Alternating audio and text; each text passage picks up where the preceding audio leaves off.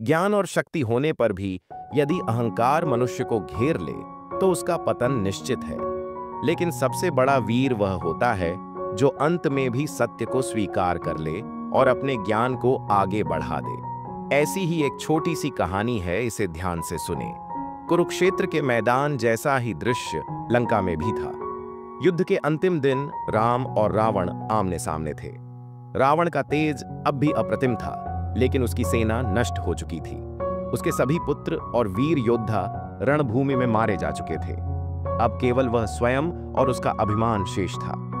राम के बाणों ने रावण के रथ, उसके धनुष और उसकी शक्ति को एक एक करके नष्ट कर दिया था। वह अब तक समझ चुका था कि उसकी पराजय निश्चित है।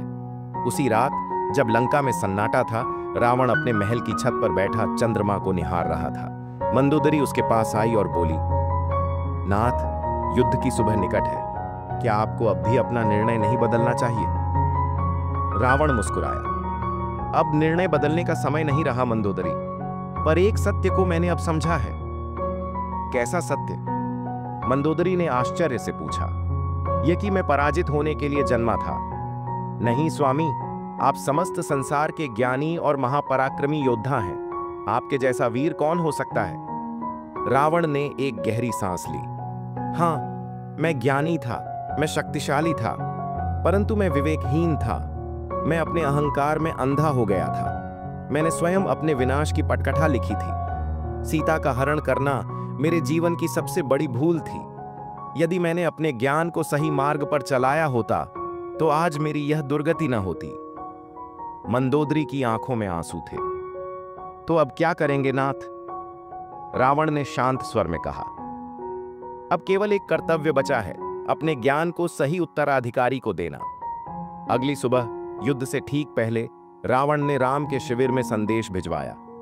जब हनुमान यह संदेश लेकर राम के पास पहुंचे तो उन्होंने आश्चर्य से कहा, प्रभु, रावण चाहता है कि आप स्वयं उससे ज्ञान प्राप्त करें। राम मुस्कुराए और बोले, महाज्ञानी का ज्ञान ग्रहण करना ही सच्ची विनम्रता है। राम और लक्ष्मण रावण के पास पहुंचे। वह रणभूमि में अपने रथ के पास शांत खड़ा था। उन्होंने उसे प्रणाम किया। रावण ने गहरी दृष्टि से राम को देखा और कहा, हे राम, तुम मर्यादा पुरुषोत्तम हो। मेरी हार केवल मेरी नहीं, अपितु मेरे अहंकार की हार है। परंतु जाने से पहले मैं तुम्हें 3 अमूल्य शिक्षाएं देना चाहता हूं।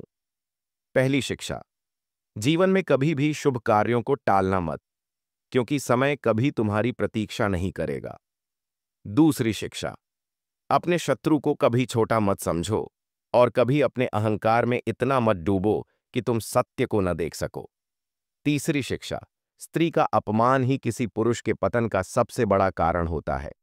राम ने सिर झुकाया और कहा, हे दशानन, तुम्हारा ज्ञान अमर रहेगा। रावण ने अंतिम बार मंदोदरी को देखा, गहरी सांस ली और अपने हाथ जोड़कर युद्ध भूमि की ओर बढ़ गया, अपने अंत की ओर।